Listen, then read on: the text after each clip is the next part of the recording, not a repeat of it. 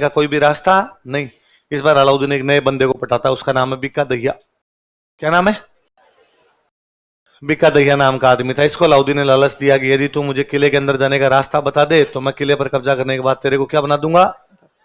तो उसने कहा यार ये किला है ना एक साइड से कच्चा है, और जिस साइड से कच्चा है यदि वहां से इस पर आक्रमण किया जाए तो इस किले की दीवार टूट सकती है। तो उसने कहा यार इस किले की दीवार कहां से कच्ची है मुझे तो पता नहीं। तो उसने कहा इसके चारों तरफ राई डलवा दी जाए। क्या डलवा जाए? राई होती है, राई जो सब्जी में डालते हैं। तो राई ऐसा बीज होता है कि आप यदि रात को डालो सुबह तक फूट जाए। तो उसने कहा चारों तरफ राई डलवा दे, जहां से फूट जाएगा इसका मतलब वहां से क्या है, कच्चा है। अलाउद्दीन कहते हैं आसपास में घोषणा करवाई कि जिसके पास जितनी राई है वो लेके आओ।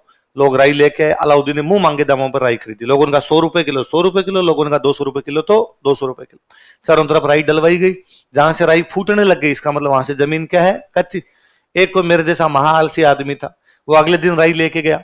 अलाउद्दीन को जाकर साहब राई ले लो। अलाउद्दीन का लो रे भाई, मास्टर जी लाए 1 रुपए किलो ले लो। 1 रुपए किलो क्यों, रात को तुम 100 रुपए किलो ले रहे थे। उसने कहा राई रा भाव रात ही गया।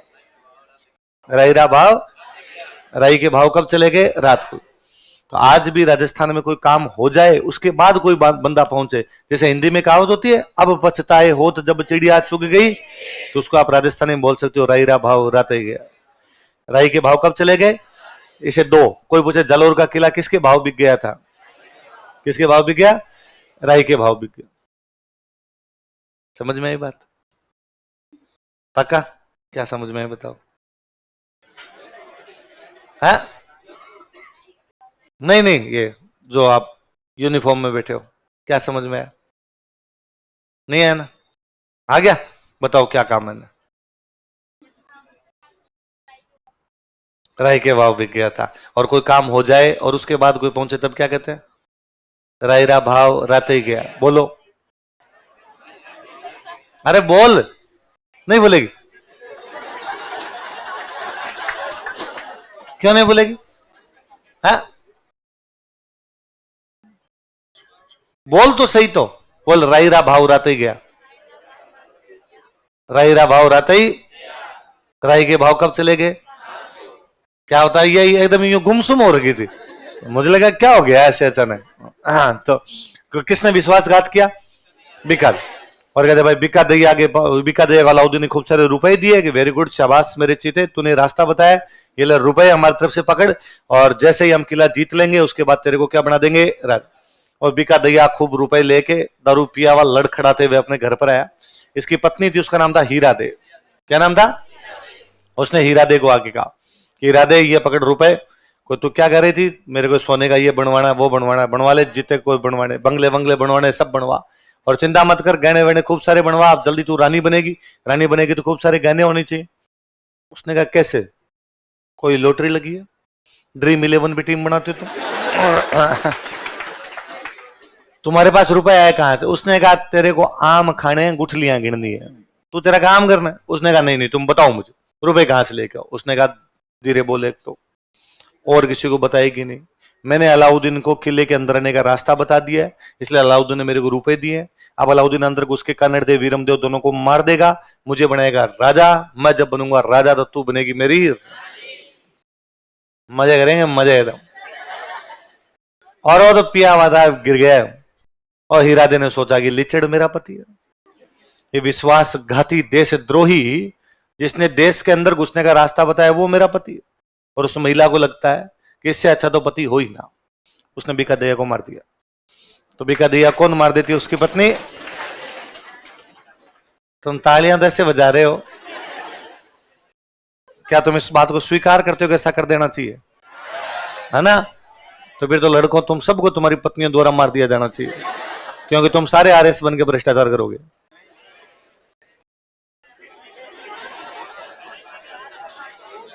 मामा आगे मामा रही बात नहीं करनी, मामा जी के आगे ननिहाल की बातें, दाई से पेट का क्या छुपाना, सारे के सारे करोगे।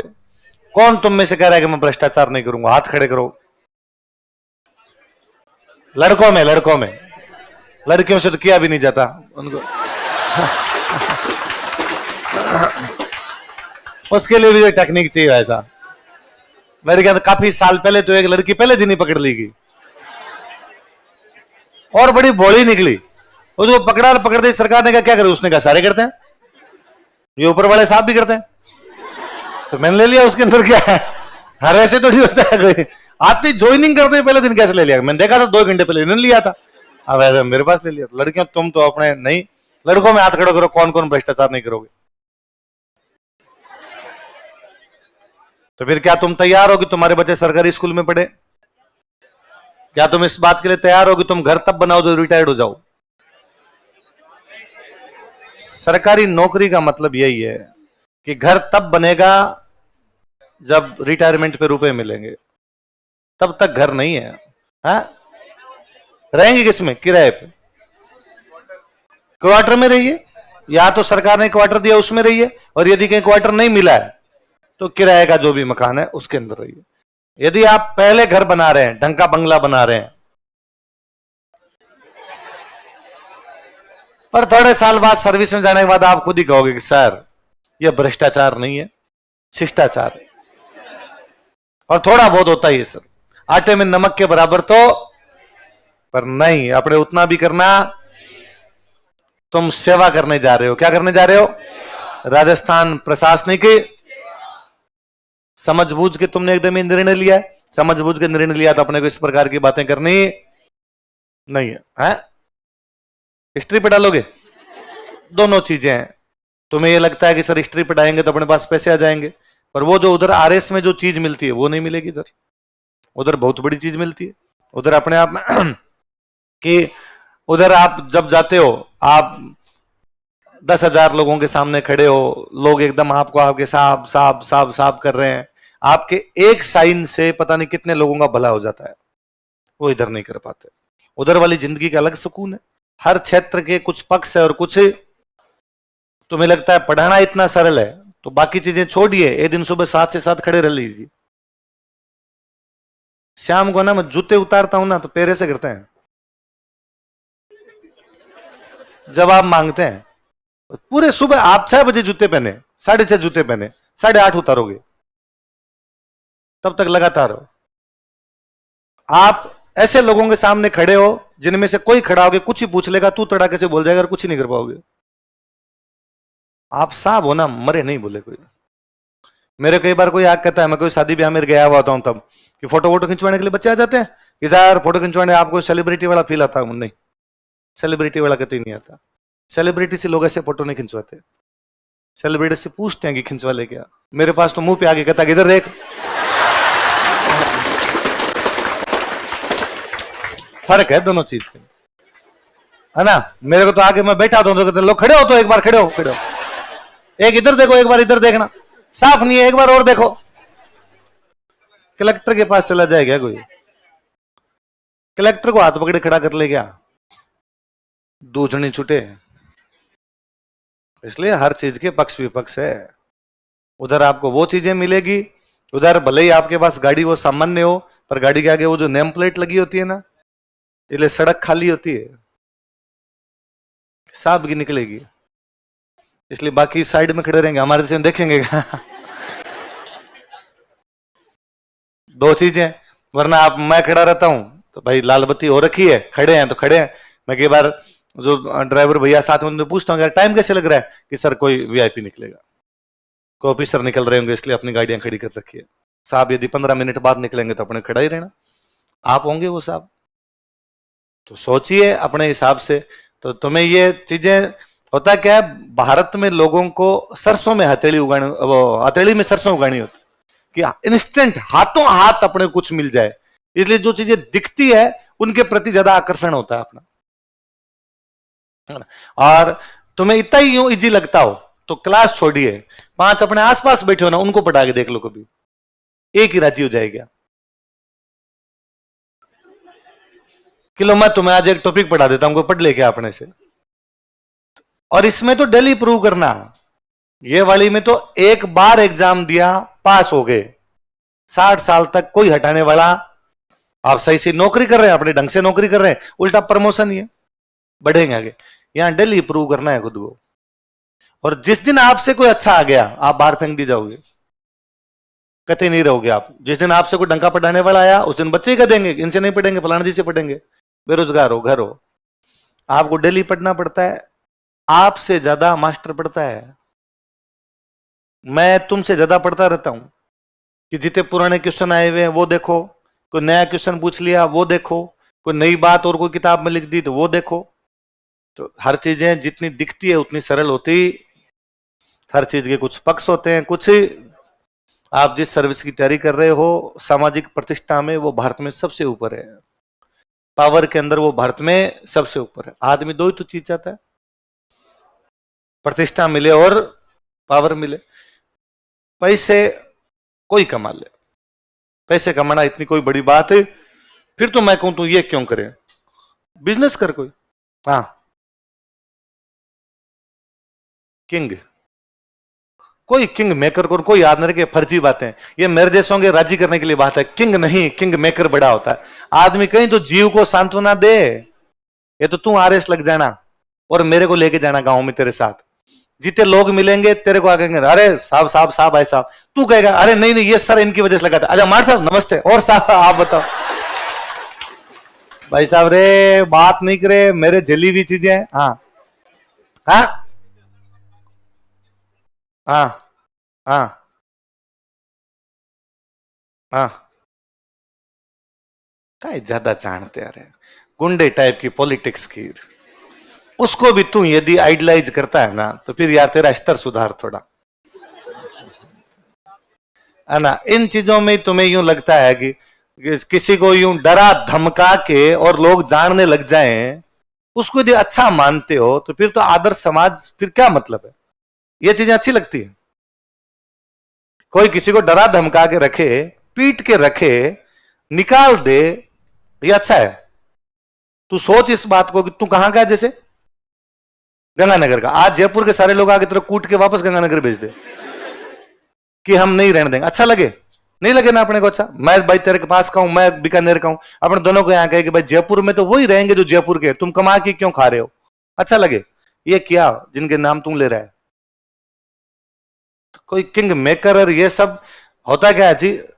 हर आदमी ने अपने को राजी करने के लिए अपने को सिद्धांत बना रखे हैं, तो बाद में अपने को ही कह देता है कि नहीं किंग नहीं, बड़ा कौन होता है? किंग, किंग ही बड़ा होता है रे, कोई बड़ा नहीं होता। यूं कोई कहे कि नरेंद्र मोदी को लाल कृष्ण आडवाणी ने और बना दिया था, कितने लोग लाल कृष्ण आडवाणी को जानते हैं?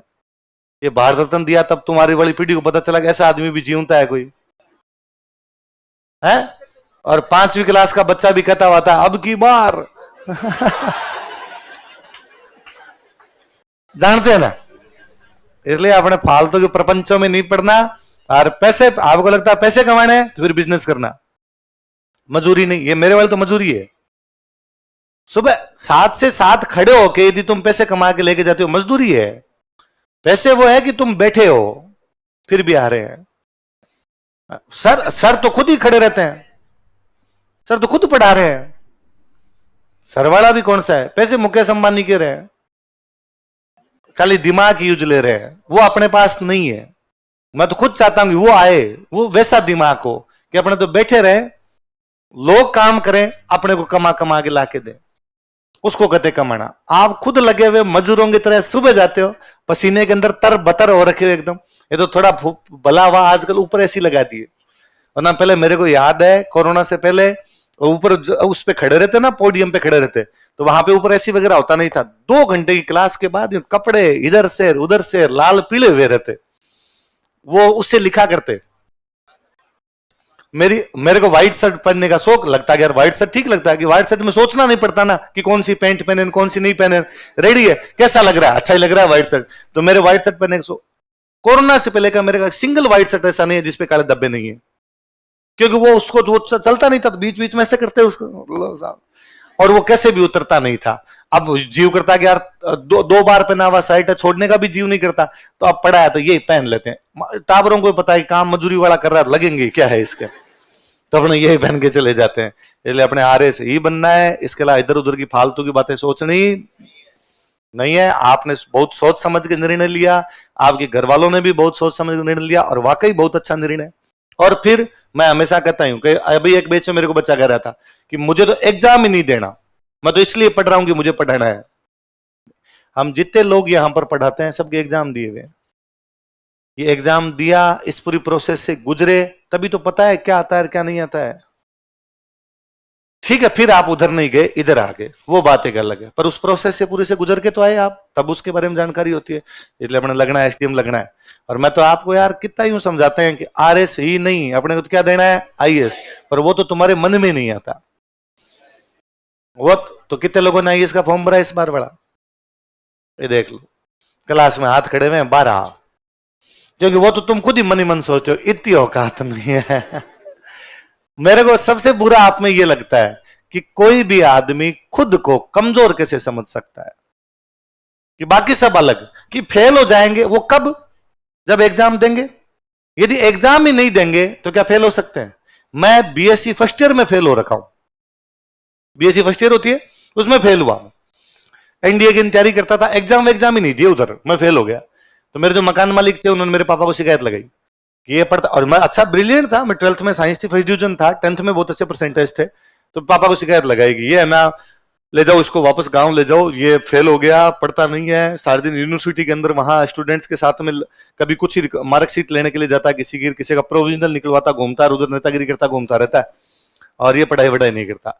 तो पापा ने उन, वो जो अंकल जी थे बहुत भले, वही मेरा अच्छा सोच रहे थे, इसलिए उन्होंने इसी प्रकार की बात की कि पढ़ता नहीं है, उनको कहा कि भाई ये फेल क्यों हुआ, क्योंकि एग्जाम दिया था।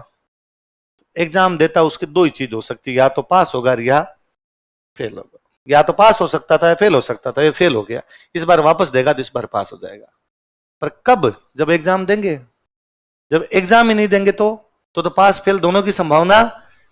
तो कोई आप पहले लोग दिखे मुझे इन इतने सालों में, पिछले 3-4 पिछले मेरे, मैं 2010 में यहाँ पढ़ने के लिए आ गया था, देख लो 2024 आ गया, 15 साल हो गए, 15 साल में पढ़ते पढ़ाते दोनों को मिला के 15 साल में, ये पिछले 2-3 साल में कोरोना के बाद वाले बैच में आप बच्चे दिखे जिनको एग्जाम देने से डर लगता है। वरना मुझे लगता है यार एग्जाम देने से कोई कैसे डर सकता है, फेल होंगे बाद का बाद में देखेंगे यार। यदि ये सोच के कि फेल हो जाएंगे इसलिए एग्जाम नहीं देना, फिर तो यार पैदल आते टाइम हेलमेट लगा के आया करो ना, तो गाड़ी ठोक जाए तो फिर तो हेलमेट उसमें भी होना चाहिए अपने पास में, पर नहीं लाते हैं तुम, क्योंकि तुम्हें इतना विश्वास रहता है कि नहीं इस प्रकार का कोई काम होगा नहीं, मैं बहुत देखभाल के चलूंगा, सोच संभल के चलूंगा, ऐसा मेरे साथ होगा नहीं, बस मैं बहुत अच्छे पढ़ूंगा, सोच समझ के पढ़ूंगा, मैं फेल नहीं होऊंगा। पहले आदमी ये सोचे तो सही।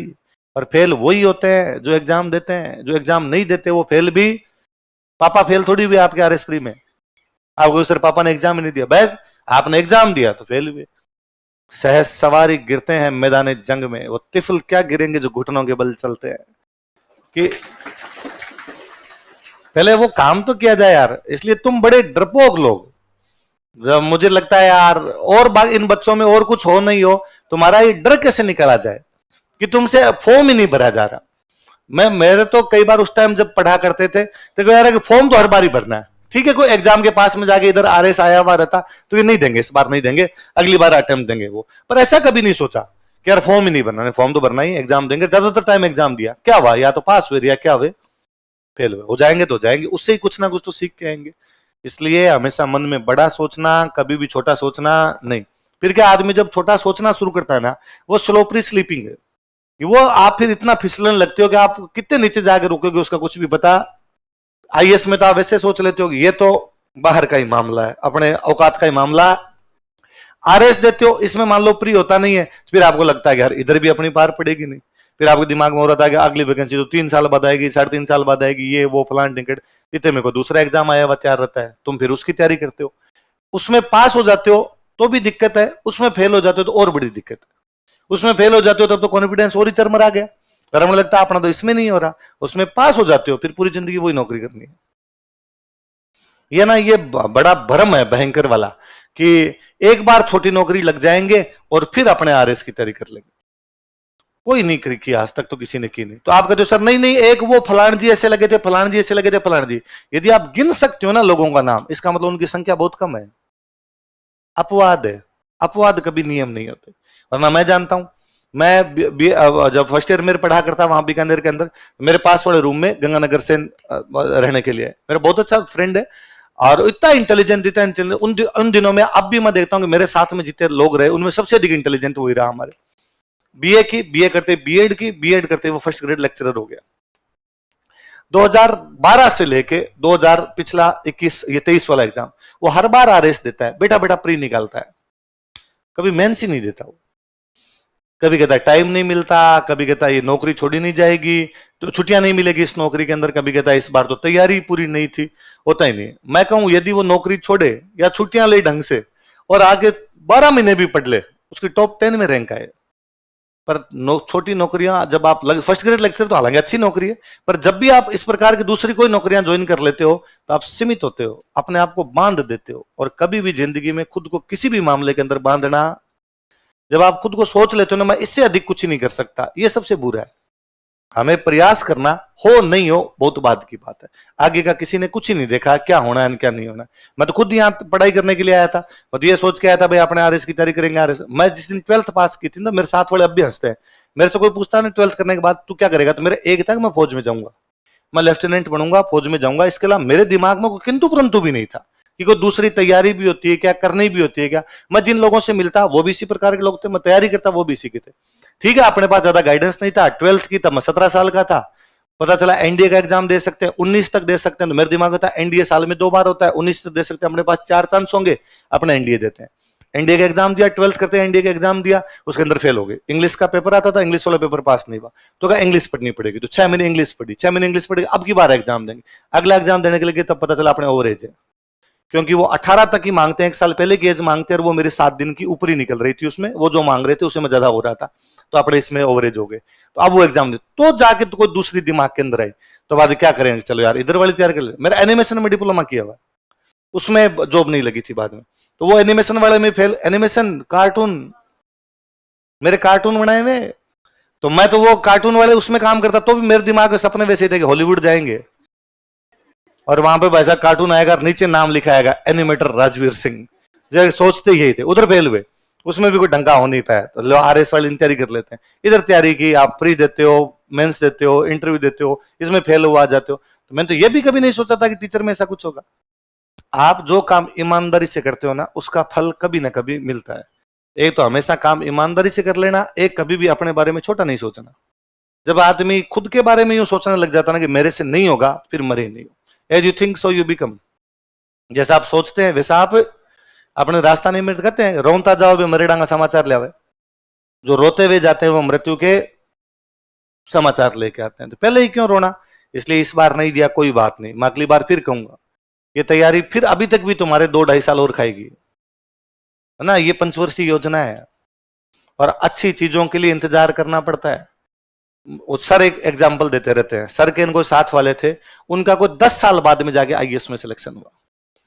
इतने साल तक तैयारी की लगातार, मतलब आरएस के अटेम्प्ट, आईएएस के अटेम्प्ट यूं दिए, मतलब 7-8 साल की कोई तैयारी हुई होगी। 2 साल पहले लगे, कोई 5-6 साल एग्जाम दिए होंगे यूं, तो 7-8 साल की तैयारी की बात हुआ कि जब तैयारी के अंदर थे तब हमेशा यूं कहते कि यार कब सिलेक्शन होगा, घर वालों के पैसे लगते हैं। अब तो मांगते हुए भी शर्म आने लग गई, सिलेक्शन होता नहीं है फाइनल। लोग इधर उधर के ताने मारते हैं कि लग गए कलेक्टर, कब लगोगे, फलान टिकट।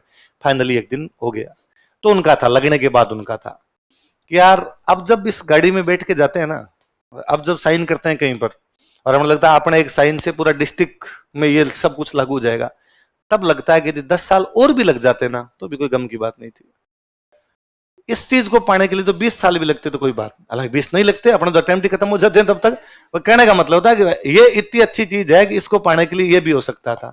इसलिए मिले नहीं मिले वो आगे की बात है, पर कभी अपने प्रयासों में कमी नहीं रखनी। और फिर मैंने एक दिन कभी और पहले बताया, पढ़ाई एकमात्र चीज है जो कभी भी व्यर्थ नहीं जाती, वो हमेशा काम आती है। आप यदि सोचोगे आपने प्री दिया, प्री में सिलेक्शन नहीं हुआ, कतई व्यर्थ नहीं है, वो कहीं ना कहीं काम आएगी, दूसरी जगह काम आएगी आपके। वो तो भाई मैं मेरे लिए कर दूं कि भाई मैं पढ़ा, मैंने एग्जाम दिया, एग्जाम में सिलेक्शन नहीं हुआ, तो वो पढ़ाई तो काम आ रही है। यदि उस समय पढ़ाई नहीं करते, एग्जाम ही नहीं देते, तो क्या आज ये जो है ये भी होता क्या। तो मां सरस्वती अपना ऋण कभी भी अपने ऊपर रखती। इसलिए बड़ा सोचा करो, बड़ा किया करो हमेशा। इस बार जितने बच्चे प्री में फेल हुए थे, मैंने सबको कहा था कि सारे आईएएस का फॉर्म भरना, सारे आईएएस का फॉर्म भरना, आईएएस की तैयारी करना। जब हम फॉर्म भरते हैं तो उसके अनुरूप प्रदर्शन भी करते हैं, जब हम फॉर्म भरते हैं तो उसके अनुसार अपनी पढ़ाई भी करते हैं, तो पढ़ाई का लेवल तो अप होता है, थोड़ा ढंग से तो पढ़ने लगते हैं। मत देते एग्जाम, मत कहता हूं जून के आसपास में जाकर आपको लगता है कि नहीं सर वो पॉलिटी, इकोनॉमी, ज्योग्राफी तो मेरी हो गई, पर मुझे लगता है साइंस, टेक और करंट अभी तक भी इतना अच्छा नहीं है, मैं अटेम्प्ट नहीं खराब करूंगा, नहीं दूंगा।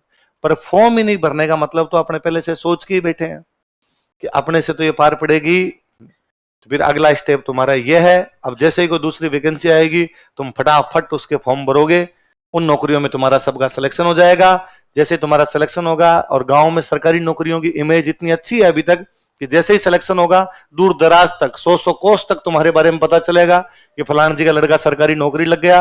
कोई ना कोई लड़की के पापा तैयार बैठे हैं स्प्लेंडर मोटरसाइकिल लेके, एक हाथ का गहना और टीका लेके तैयार बैठे हैं, हाथों हाथ तुम्हारा ब्याह कर दिया जाएगा। बस बाद में अपने उसी में जिंदगी है, वही है। बाद में आगे पढ़ने की संभावना है, उतनी अनुकूल परिस्थितियां नहीं आएगी जितनी अनुकूल अब है। अब सबसे अच्छी परिस्थितियां, इसलिए घर वालों को सबसे अधिक तो थैंक यू बोलना कि उन्होंने कितनी अनुकूल परिस्थितियां प्रदान कर रखी है आपको पढ़ने के लिए। सब कुछ, हम जयपुर जैसे शहर में रह के पढ़ते हैं, अच्छी जगह कोचिंग भी करते हैं, घर वालों के रहने खाने पीने की व्यवस्था भी अपने एकदम सही कर रखी है, फिर भी आप पर केवल पढ़ना है और वो भी तुम करते नहीं। क्यों, पूछना चाहता है भारत। क्या जवाब है तुम्हारे पास? क्यों नहीं भरा तुमने आईएएस का फॉर्म? क्या सोच के नहीं भरा है? सिलेबस तुम्हारा तो आरएस प्री जिस दिन दिया था उस दिन ही हो रखा था, उसी चीज को वापस रिवीजन करना था, वही चीज आईएएस के लिए देंगे। आरएस प्री किस दिन हो गया था? 1 अक्टूबर को हो गया था। अभी ये कब होगा, प्री कब होगा आईएएस का? जून कितने जून है? 15 जून, इता को जून है ना, जो भी, अब 15 जून मान लो, तो अक्टूबर नवंबर दिसंबर 3 महीने, वो 5 महीने, 8 महीने। जिस दिन प्री दे के आए थे उस दिन एक बार तो प्री का सिलेबस तो कंप्लीट था, तो एक दुक्का सब्जेक्ट ऊपर नीचे करके ज्यादातर चीजें अपनी पढ़ी हुई थी, एक बार वापस 8 महीने उनको रिवीजन ही तो करनी थी, सेम चीजें रिवीजन करनी। और जो कमजोर रह गए थे, मान लो अपने सर में प्री देने गया था, तब मैं तो टेक्नोलॉजी नहीं पढ़ पाया था, पढ़ते जब मैं प्री देने गया था तब सर पॉलिटी तो मेरी हुई नहीं थी, लास्ट में फटाफट हो गई थी, अब कर लेते। तो नहीं, इतना तुम सोचते ही नहीं। इसलिए मैं अभी नवीन जी मेरे को जब आप वाले बैच के लिए जाके कहते कि वो बच्चे करे हमें राजस्थान पढ़ाओ, राजस्थान, मैं उनको दिल्ली कहता नवीन जी को, अरे क्यों पढ़ानी है राजस्थान, जितनी पढ़ानी थी, जितने में से क्वेश्चन आते हैं मैं 2 दिन में पढ़ा के आया था, और इनको मैं लास्ट में पढ़ा दूंगा, बाद में पढ़ा दूंगा। पर नवीन जी दिल्ली जाकर, सर मैं क्या करूं, मैं जाते बच्चे कहते हैं हमारी मिडिवल नहीं हुई, हमारी मिडिवल नहीं हुई, सर आप पढ़ा दो। लो भाई, अपने 2 घंटे क्लास और लेनी, अपने को तो कहीं ना कहीं तो देनी है क्लास, उधर नहीं तो इधर ले लेंगे, तो आप वाली क्लास। आप खुद ही नहीं सोचते कि आपको कौन से सब्जेक्ट पढ़ने, कितने पढ़ने, कैसे पढ़ने। भेड़ चाल है, गए आए, अपना दिमाग कतई किसी बात में लगाते नहीं, गलत बात है, इस प्रकार नहीं करना। अगली बार दोगे आईएएस पक्का? पक्का? आज तो तुम्हारे में जोश रहेगा, आज तो घर पे जाते तुम्हें लगेगा किताबें फाड़ दूं मैं, 3-4 दिन बाद तुम्हें मोक्ष प्राप्त हो जाएगा, बाद तुम वापस कहोगे और कुछ नहीं हुआ तो हिस्ट्री तो पढ़ा ही लेंगे इसकी तरह। चलो हिस्ट्री पढ़ाओ, टाबर नागा कर लेते हैं, नागा नहीं, शुरू की क्लास में जाते हैं, बच्चा यूं टांग पे टांग दे के कहता है ये जो अभी आपने एक बताया था, मुझे लगता है ऐसा नहीं है, आप गलत हो। मैं यार 10 साल हो गया सेम ही बात पढ़ाता हूं, सेम कर रहा हूं, पर एक किताब में अलग लिखा हुआ था। बहुत कोई पहले, मैं शायद आपको पढ़ाता हूं, आगे पढ़ाऊंगा तो, कि 1814 में चूरू पर आक्रमण हुआ था और उसमें चूरू के किले से चांदी के गोले चलाए गए। मैंने आपको किले विले पढ़ाए तभी बताया होगा। कोई स्टूडेंट आया मेरे पास और मेरे को आके, पहला दिन उस स्टूडेंट का यार, मेरे को आके आगे, सर ये जो आपने 1814 लिखवाया 1857 है। मैं को नहीं है, ये 1814 है। उसने 12th क्लास की बुक में, है 12th क्लास की बुक में गलत लिखा हुआ है, क्या करें, उसमें 1857 लिख रखा उन्होंने। मैं को 12th क्लास की बुक गलत है, तो उसने मेरे कहा अच्छा तो तुम सही है, और वो जो बोर्ड की किताब है वो गलत है। मैं को हाँ, कैसे, तुम्हारे पास ऐसा क्या प्रूफ है, ऐसी कौन सी डिग्री है? अब तो फिर भी ठीक है, पहले तो लोग आगे वैसे पूछते थे क्या किया हुआ है। और मेरे सबसे भयंकर समस्या, मैं जब पढ़ाने लगा था केवल बीए था, और बीए में परसेंटेज है 49। तो किसी को ये बताना कि मैं खाली बीए किया हूं, उसको लगता है कि बर्बाद हो गए, ये पढ़ाएगा आके अपने को। तो मैंने कहा अरे मुझे पता है उस ये आक्रमण 1814 में हुआ था, तो सर मैं प्रूफ ही तो मांग रहा हूं, और सर ये मेरी डेमो क्लास है, 500 रुपए जमा करवाए हैं। तो डेमो का मतलब होता है कि मुझे मेरे सवालों के उत्तर मिलने चाहिए, तो मुझे पता चलेगा कि आप पढ़ाना लायक हो कि नहीं हो। तो क्या प्रूफ? मैं यार क्या प्रूफ दूं? मैंने कहा यार किताबों में लिखा हुआ है, कौन कौन सी किताबों में, और वो किताब सही है जो आपने पढ़ी और मैंने जो पढ़ी वो गलत है, इसका क्या प्रूफ है? मैं कई दरियों देखा, फिर मैंने देखा, मैं चूरू का हूं, तो मगर इस युद्ध में ना मेरा पूरा परिवार शहीद हो गया।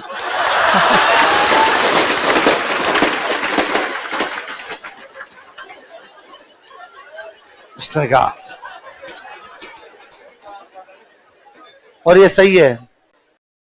हमारा गांव गया था उसमें लड़ने के लिए, मेरा गांव चोरू के बहुत पास में पड़ता है, हमारे गांव के हमारे लोग गए थे उसके अंदर। तो उसने कहा अच्छा, अब ये तो कैसे गए, कैसे मरे तुम्हारे वाले, दिखा लोगों की मृत्यु के बारे में तो कैसे पूछ सकता है। तो जाके बंदा शांत बात हो गया। तो मुझे लगता है यार टावर आगे कुछ का कुछ ही पूछ लेते हैं। आप तो फिर भी थोड़े भले बच्चे हो रहे, अब जीते आए हो, कि आप थोड़े तो छोटे बच्चे भी आते हो, इतनी हिस्ट्री पढ़ी भी नहीं होती है, वरना हिस्ट्री ऐसा सब्जेक्ट है जो सबको आता है थोड़ा। उनमें भी बेसिकली ऐसे लोग जिनकी पहले कोई तैयारी की हुई हो, कि कांस्टेबल, पटवारी, इस प्रकार जो एग्जामों की तैयारी की, उनकी पक्की पढ़ी हुई रहती है, और उनकी पढ़ी हुई भी वैसी होती है। गहरा खाड़ा कौन सा है, ऊंचा टीला कौन सा है, फिर वो कहते सबसे ऊंचा टीला बता, और इस टीले की ऊंचाई बता। अरे मैं टीले की ऊंचाई गायब होती रहती है, माटी उड़ गई तो गायब हो गई।